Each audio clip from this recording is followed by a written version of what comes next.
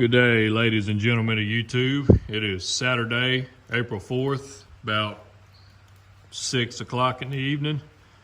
Coming at y'all with the next video in the equipment walk around series. I already did the hay cutter, so next I'm gonna do the baler. Try to keep this video kind of short, if I can, short as possible, because some of my videos do run on kind of long, but there's quite a bit of stuff to look at on this baler, so may take a little while. This is a 1985 John Deere 330 round baler.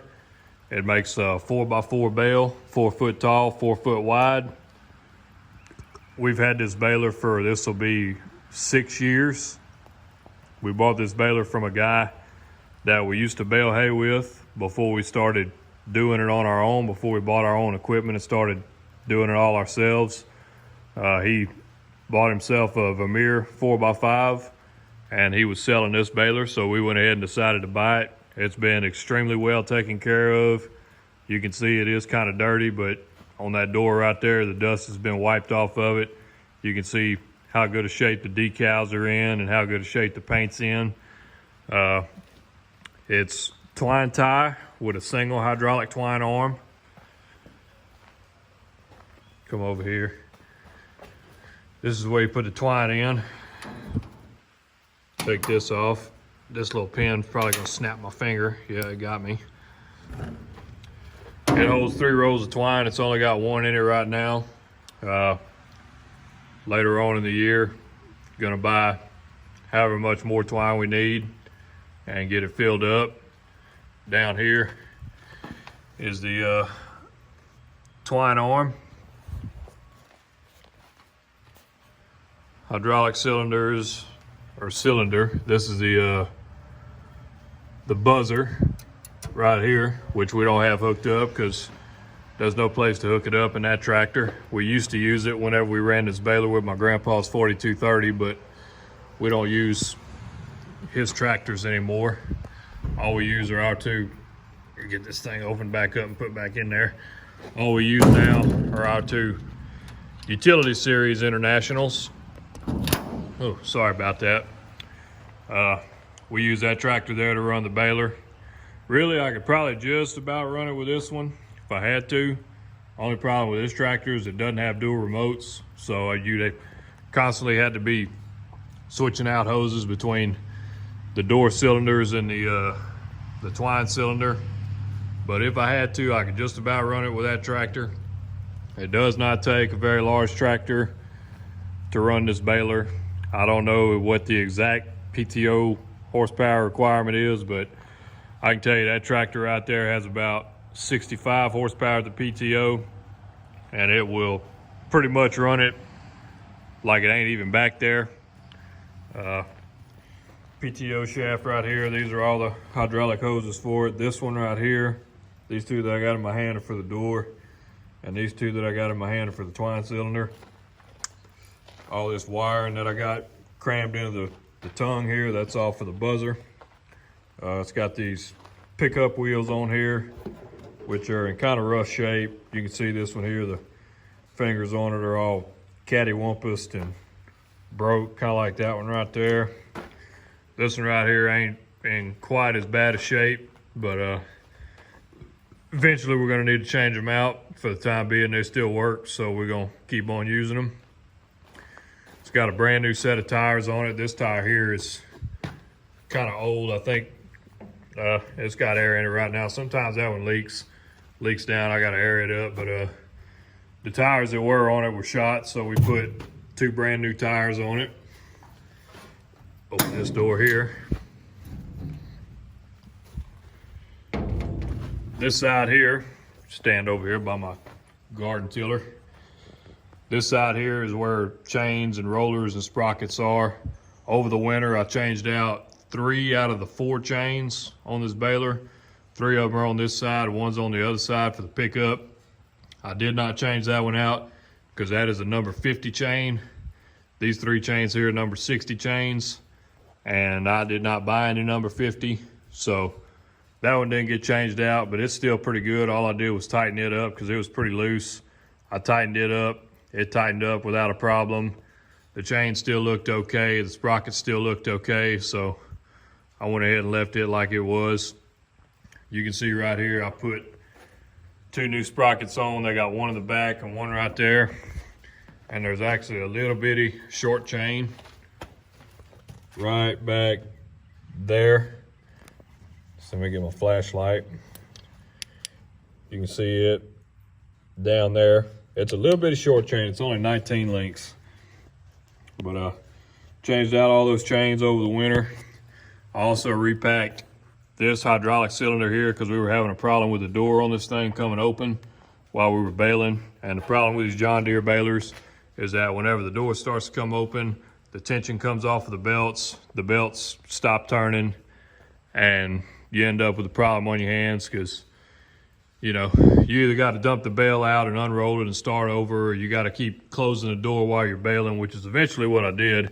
I would just close the door whenever I noticed it was coming open, and I'd keep on baling. And I managed to get it through the year using it like that, but decided that was going to need to go ahead and be fixed before this coming up year. So we got that done.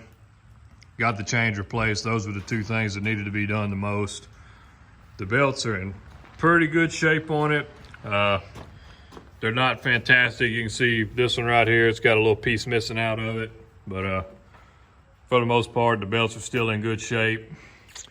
Fire extinguisher right here. This is what we use for our belt lacing pins. This is wire. Basically, you just stick a piece in there, you measure it out, you cut it, and right here where this little thing is, you put one of these on either end of the cable and you crimp it, and that keeps it from coming out. Let me walk around the back side here. That up there, that roller is up in the air because I have the tension taken off of the belts. I like to take the tension off of the belts before I put it up for the year because that keeps the belts from getting stretched. You can see back here, it's all dusty. We don't wash our baler. We blow it off after we get done using it, but one thing I could do just to get some of this dust off of here is just to take a rag and wipe it all off. Yeah, I mean, not really a whole lot to say about this thing. It's been, like I said, it's been extremely well taken care of. The guy that we bought it from, he took it every single year to the dealership. They would service it. He didn't work on any of his own stuff. All his stuff got brought to the dealer. They'd work on it every year. They'd go through it. They'd service it. They'd change out parts. Every year it was always ready to go. He'd take it every time he got done baling, and it was always ready to go for next time. But it's been a pretty good baler to us. It's small. It's not new. It is kind of starting to show its age, but for what we need it for, it works pretty good. It's probably not going anywhere anytime soon, kind of like this cutter. I said that's not going anywhere anytime soon. Same thing for the baler. Baler's gonna be here for quite a while. Whenever this thing finally does either wear out or burn down, or we decide we're gonna upgrade to another one, we're probably gonna get a 4x5 or maybe even a 5x5 and get away from the 4x4s. But yeah, I mean, like I say, it's been pretty good. I've had trouble with the tension arm breaking a few times. You can see right here it's been welded, and over there on the other side it's been welded. But I just run it till it breaks, and whenever it breaks, I've always just welded it back together and just keep on going. Lift this hatch up right here. It's PTO shaft, shear bolts right there. Gearbox is right under here. This is the valve block for the hydraulics. I mean, pickup down here. I have changed out a few of the pickup teeth over the years. Some of these things here, these I'm